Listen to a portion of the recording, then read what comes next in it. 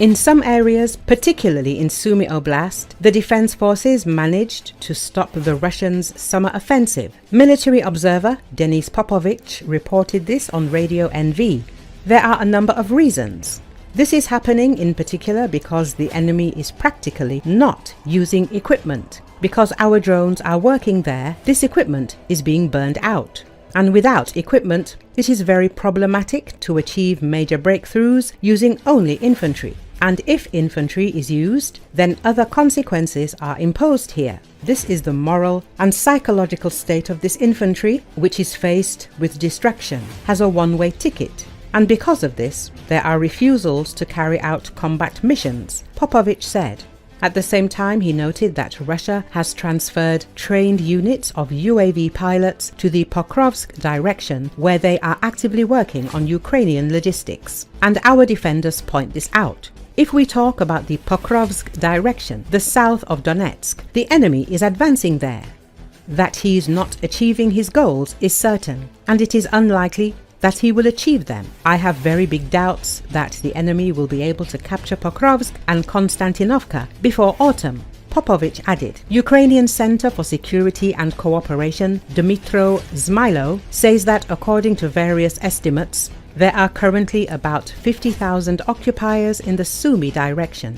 Official sources spoke of about 67,000 enemy soldiers. In general, we are talking about the enemy grouping north, which consists mainly of 3 Russian military districts, namely the Kaliningrad, Leningrad and the Moscow military districts. And they hold a section of the front, imagine from the north of Sumy region plus the border of Chernihiv region, then the remains of our Kursk bridgehead where they are trying to push us out, Tetkino, and to the north of Kharkiv region in the area of Vovchansk, Liptsy. Our plan here is very simple.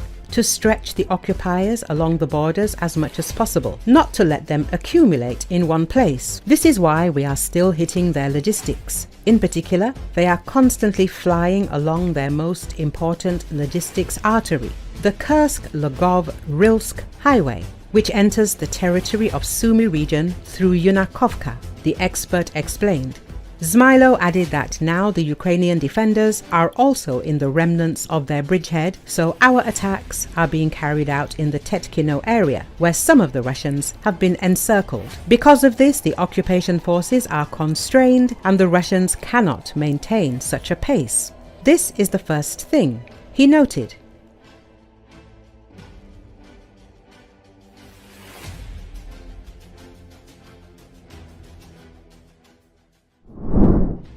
The Azerbaijani Interior Ministry has detained members of 2 organized crime groups in Baku suspected of drug transit from Iran, their online trafficking and cybercrime.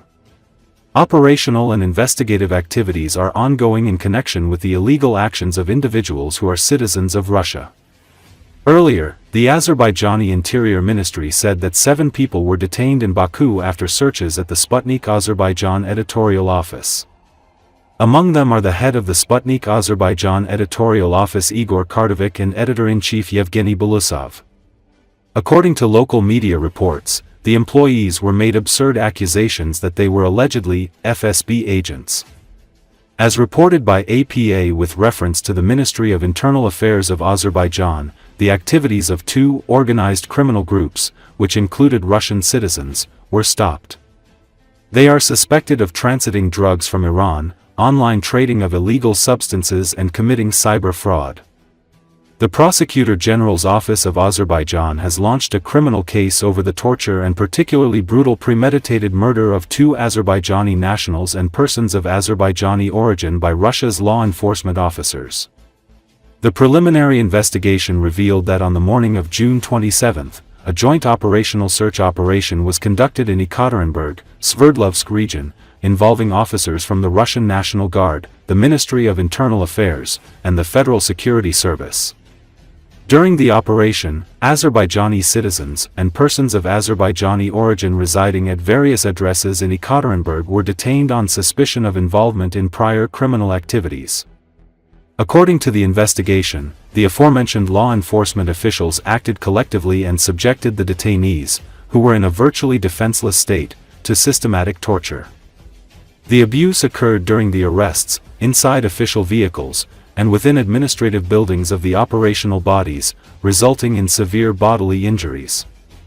As a tragic consequence, Husein Safarov, a 60-year-old Azerbaijani businessman born in 1966, died around 3 p.m. on the same day within an internal affairs administrative building in Ekaterinburg.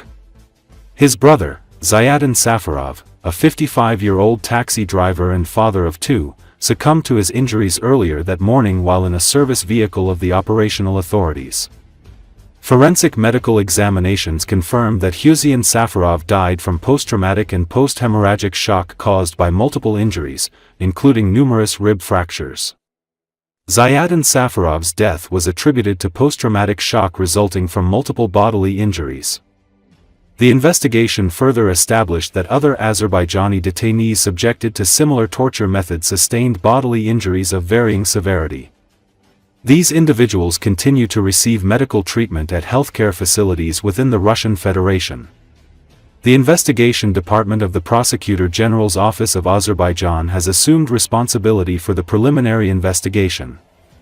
A dedicated investigative team has been established and is actively conducting procedural and investigative measures.